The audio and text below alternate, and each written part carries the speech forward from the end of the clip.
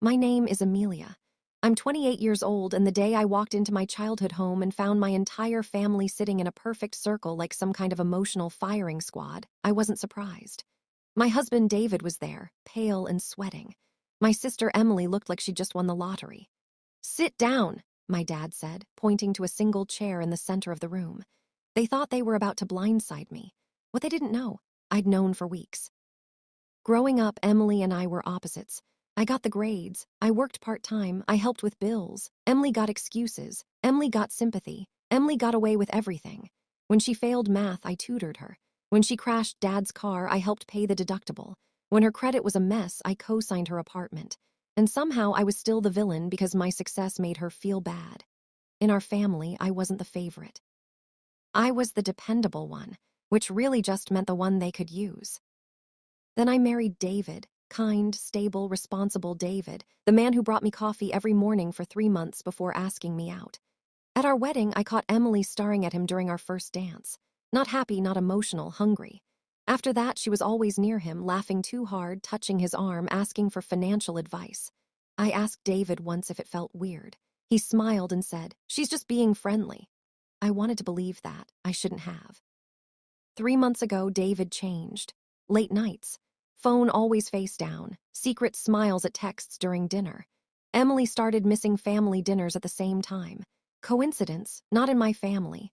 So for the first time in my life, I investigated. Deleted messages backed up in the cloud. Photos, plans, hotel reservations. My husband and my sister behind my back. And instead of breaking, I got calm. Because while they were sneaking around, I was building an exit. I'd been taking legal classes at night, applying for higher-paying teaching jobs, keeping my inheritance invested separately. I got an offer from a private school in Seattle, big raise, signing bonus. Then I met with a lawyer. Turns out, when you can prove adultery and you're the primary financial backer of your spouse's business, you have options, a lot of options. I moved money, closed accounts, transferred assets. David didn't notice. He was too busy texting Emily. I confirmed the house was in my name. My investment made me majority stakeholder in his firm. His successful business was floating on my money. Then I packed and called my parents. Let have a family meeting Sunday. They thought they were staging an intervention. I was staging an ending. Sunday, 2 p.m., they sat in formation like judges. Emily looked nervous and excited. David looked sick. "We think David and Emily have developed feelings," my mom said softly. I laughed. Then I put 2 envelopes on the table. Divorce papers already signed. Financial documents showing David no longer had access to our accounts, our house, or my investment. "I've known for weeks," I said, "and I'm done being the family sacrifice." Then I walked out while they comforted Emily. Of course. I moved to Seattle. New job, new apartment, new life. David called 43 times. Voicemails full of excuses, promises, tears. He even hired a private investigator to find me. Too late. Without my financial backing, his business started collapsing. Emily thought she'd won a prize. She got a cheating man with debt and no house. Karma doesn't rush, but it does arrive. Months later, Emily showed up at my apartment, crying for real. "I thought if I had what you had, I'd finally feel good enough," she said. But David didn't want her. He wanted his old life back. "Do you forgive me?" she asked. "I might forgive you one day," I said, "but I will never trust you again." And without trust, we were never really sisters. 6 months later, I hosted Thanksgiving in Seattle with friends who chose me, people who valued me. My parents still didn't understand what went wrong, but for the first time in my life, I did. Nothing went wrong. I just stopped accepting less than I deserved. I used to think love meant sacrifice, that being a good daughter, a good sister. A good wife meant giving until there was nothing left of me. But love without respect isn't love, and family that only works when you're the one losing isn't family, it's obligation dressed up as loyalty. They thought I was weak because I was patient. They thought I was naive because I was kind. They thought I'd forgive anything because I always had before. What they didn't realize was I wasn't staying because I couldn't leave. I was staying because I still believed they'd choose me. The day I stopped believing, that was the day I became free. I didn't lose my family. I lost people who were comfortable with me being small. And in their place, I found a life where I don't have to beg for basic respect, where love doesn't compete with betrayal, where my happiness isn't negotiable. Sometimes walking away doesn't mean you're giving up. Sometimes it means you finally understand you were never meant to stay. A year later, I ran into someone from my old life at an education conference in Portland. She tilted her head when she saw my name tag. "Amelia, wow, you look different." I smiled. "I am." She hesitated before asking the question everyone from my hometown eventually asks. "Do you ever talk to your family?" I took a slow sip of my coffee before answering. "No, but I think about them sometimes. I just don't think about going back." Healing didn't happen all at once. It came in quiet moments. The first time I made a decision without worrying who it would disappoint. The first holiday I spent laughing instead of managing tension. The first time I realized my phone was silent not because no one cared, but because the wrong people no longer had access to me. I started therapy, not because I was falling apart, but because I wanted to understand why I stayed as long as I did. Why I believed love had to be earned through endurance. Why I confused being needed with being valued. Turns out, when you grow up being praised for being the strong one, you learn to carry pain quietly so other people can stay comfortable. But strength isn't silent suffering. Strength is boundaries. Strength is saying, "This hurts," and walking away anyway.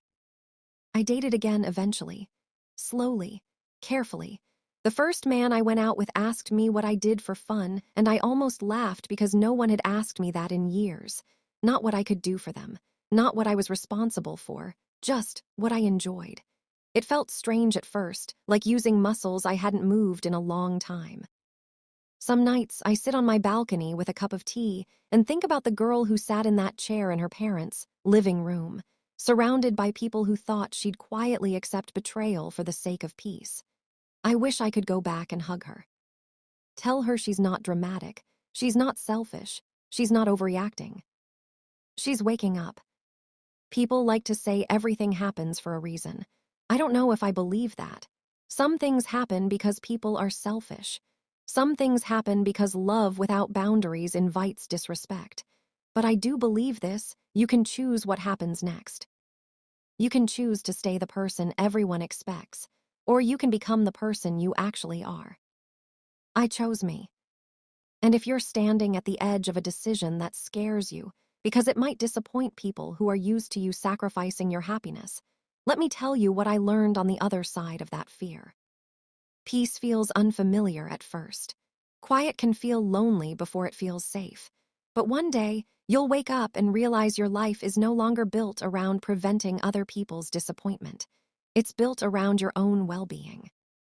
And that's when you understand, walking away wasn't the end of your story. It was the beginning of finally living it. 2 years after I left, I stopped telling my story with anger in my voice. Not because what happened stopped mattering, but because it no longer hurt in the same sharp way. It became a chapter, not the whole book. I got promoted at school. I led curriculum projects. I spoke at conferences about student-centered learning. People introduced me as Amelia, the innovative educator, not someone's wife, not someone's daughter, not the responsible one who fixes everything. Just Amelia. One evening after work, I was walking along the waterfront when my phone buzzed with an email notification. The subject line had my father's name. For a moment, I just stared at it. The old me would have opened it instantly, heart racing, already preparing an emotional response. The new me waited until I was ready. It was short, no guilt, no pressure, just a simple message. "I hope you're well. I'm learning that loving someone also means respecting when they need distance. I'm sorry it took me so long to understand that." I didn't cry, I didn't feel pulled back. I just felt calm. Growth doesn't always come with grand apologies or dramatic reunions. Sometimes it's just quiet understanding arriving too late to change the past, but early enough to change the future. I wrote back 3 sentences. I told him I was doing well. I said I appreciated the message. I told him I needed things to stay the way they are for now. And for the first time in my life, I didn't feel guilty for choosing distance over duty. That night, I sat on my couch with the windows open, city lights reflecting off the water, and realized something that would have sounded impossible years ago. I don't hate them. I just don't belong there anymore. There's a difference. Hate ties you to the past. Peace lets you walk forward without dragging it behind you. Sometimes people ask if I'd change anything if I could go back. If I'd try harder, forgive sooner, fight for my marriage, keep my family together. I always give the same answer. No.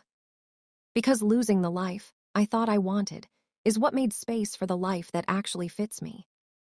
The woman I am now would never sit in that chair in the middle of the room waiting to be told what she has to accept. She'd walk in, see the setup, and walk right back out without a word. And that, more than anything, is how I know I healed. Last month, I turned 35. I spent my birthday exactly how I wanted. No forced dinners, no walking on eggshells, no pretending everything was fine so other people could stay comfortable. Just a small group of friends, a chocolate cake that leaned slightly to one side, and laughter that didn't feel like performance. At one point in the evening, my best friend raised her glass and said, "To Amelia, who taught us that walking away can be an act of self-respect, not selfishness." Everyone clinked their glasses, and I felt something warm settle in my chest. Not pride exactly, more like alignment, like my outside life finally matched the person I had been becoming on the inside. Later that night, after everyone left, I cleaned up the plates and stood alone in my quiet kitchen. I thought about the word family. For years, it meant obligation, endurance, and silence. Now it means safety, choice, people who don't punish me for having boundaries. I won't pretend the past never crosses my mind. Sometimes a song or a smell pulls me back for a moment, but the memories don't control me anymore. They visit, and then they leave, just like the people who taught me what love should never cost. If someone out there is listening to this while sitting in a room where their voice feels small, where their needs are treated like inconveniences, where love feels like something you have to earn by shrinking yourself, I want you to hear me clearly. You are not asking for too much. You are asking the wrong people. And walking away doesn't mean you failed. Sometimes it means you finally chose yourself. My story didn't end the day I lost my marriage or the version of my family I wished I had. That was the day my real life started. The day I stopped being the peacekeeper and became the decision maker.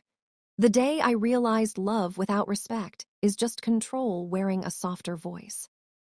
So if you're standing at the edge of a hard choice, scared of being called selfish, dramatic, or ungrateful, just remember this. The people who benefit from your silence will always call your boundaries a problem. The people who truly care about you will call them growth. Choose growth, choose peace, choose yourself. And if this story resonated with you, if it made you feel seen, heard, or a little less alone, make sure you like this video, subscribe to the channel, and share it with someone who might need the reminder that their life belongs to them. Because sometimes the bravest thing you can do is walk away, and sometimes that walk leads you exactly where you were meant to be. There's one last thing I never told anyone, not even my closest friends. The day the divorce papers were finalized, I didn't celebrate. I didn't cry either. I went to work, taught my classes, came home, and made pasta while listening to an old playlist I used to love before my life became about managing other people's moods. It wasn't a dramatic ending. No shouting, no slammed doors, just signatures on paper and a quiet, undeniable truth. I was free, not because someone released me, but because I finally chose to stop holding on. Freedom is quiet like that. It doesn't always arrive with fireworks. Sometimes it shows up as an ordinary Tuesday where no one is demanding you shrink. I keep those final documents in a folder in my desk drawer, not as a reminder of pain, but as proof of strength. Proof that when everything familiar fell apart, I rebuilt, carefully, intentionally, on my own terms. The girl who once sat in that living room, blindsided and small, thought losing them meant losing everything. She didn't know she was actually losing the weight that kept her from becoming who she was meant to be. If I could speak to her now, I wouldn't tell her the pain goes away quickly. I'd tell her it changes shape. It turns into wisdom, into boundaries, into a life where love is given freely, not negotiated through sacrifice. This is not a story about revenge. It's a story about release. About understanding that closure doesn't come from other people finally admitting they were wrong. It comes from deciding their version of you is no longer your responsibility. I don't need them to understand me. I understand myself now. And that is more than enough. A few weeks ago, I drove past my old neighborhood for the first time since I left. I wasn't planning to. I had taken a wrong turn after a meeting, and suddenly the streets felt familiar in a way my body recognized before my mind did. The same cracked sidewalks, the same row of trees lining the road, the same house at the corner with the blue mailbox that always leaned a little to the left. I slowed down when I reached the street I used to live on, not to stop, just to see. The house looked smaller than I remembered. The windows were open. A car I didn't recognize sat in the driveway. Life was happening in there just like it always does, with or without us. For a moment, I waited for the old ache, the tightness in my chest, the urge to rewrite history in my head, but it didn't come. What I felt instead was something softer. Gratitude. Not for what happened, but for who I became because I survived it. I didn't lose my family. I lost the version of love that required me to disappear. I didn't fail at marriage. I outgrew a situation where my loyalty was expected but not returned. I didn't walk away because I was weak. I walked away because staying was slowly erasing me. As I drove off, I caught my reflection in the rearview mirror. Calm, steady, whole, not the girl who once begged to be understood, but a woman who understands herself. And that's the part people don't talk about enough. Healing isn't about getting an apology. It isn't about them finally seeing your worth. It's about you seeing it so clearly that you stop asking anyone else to confirm it. My life now isn't perfect. I still have hard days. I still doubt myself sometimes. But my hard days belong to me. My choices belong to me. My peace belongs to me. And that is a kind of wealth no one can take back. So if you're listening to this while holding on to something that's breaking your spirit because you're scared of what life looks like without it, hear me when I say this. The unknown is terrifying, yes, but staying where you are unloved, unheard, and unseen is a slow kind of heartbreak that lasts forever. You deserve a life where you don't have to audition for basic respect. You deserve relationships that feel like safety, not survival. Walking away might feel like the end of everything you knew. Sometimes, it's the beginning of everything you actually deserve. And if this story helped you feel a little stronger, a little braver, or a little less alone, don't forget to like this video, subscribe to the channel, and share it with someone who needs the reminder. Your life is yours. Don't be afraid to choose it. People often think strength is loud. They picture big speeches, dramatic exits, doors slamming behind someone who finally stands up for themselves. But my strength didn't look like that. It looked like paperwork, therapy appointments, quiet nights alone learning how to sit with my own thoughts without trying to fix anyone else. It looked like saying no, without adding a paragraph of explanation. It looked like not answering messages that only reached out when someone needed something. It looked like choosing a smaller, peaceful life over a bigger, exhausting one. And slowly, that quiet strength built something solid inside me, a kind of self-trust I never had before. I started noticing how my body reacted around certain people, how tension crept into my shoulders when I felt obligated, how light I felt when I was around those who accepted my boundaries without negotiation. That became my compass. Not guilt, not duty, not fear of disappointing others. Peace. One afternoon, a colleague asked me why I moved across the country a few years ago. I smiled and said, I needed space to grow. She nodded like that made perfect sense, and we went back to discussing lesson plans. No drama, no long explanation, just the truth, simple and complete. That's another thing healing teaches you. Your story doesn't have to be performed to be valid. You don't owe everyone the details of your pain to justify your choices. Some chapters are private. Some endings are quiet. Some victories are invisible to everyone except the person who fought the battle. I used to think closure meant everyone sitting in a room, finally understanding each other, apologizing, hugging, and moving forward together. Now I know closure can be one person deciding they deserve better and building a life that reflects that belief. No announcement, no permission, just a decision followed by action. So this isn't a story about cutting people off out of anger. It's about outgrowing spaces that no longer fit. It's about realizing that love without respect is not love, and family without safety is not home. Most of all, it's about learning that choosing yourself is not betrayal. It's responsibility. If you take anything from my journey, let it be this. You are allowed to change. You are allowed to outgrow people. You are allowed to protect your peace even if others don't understand it.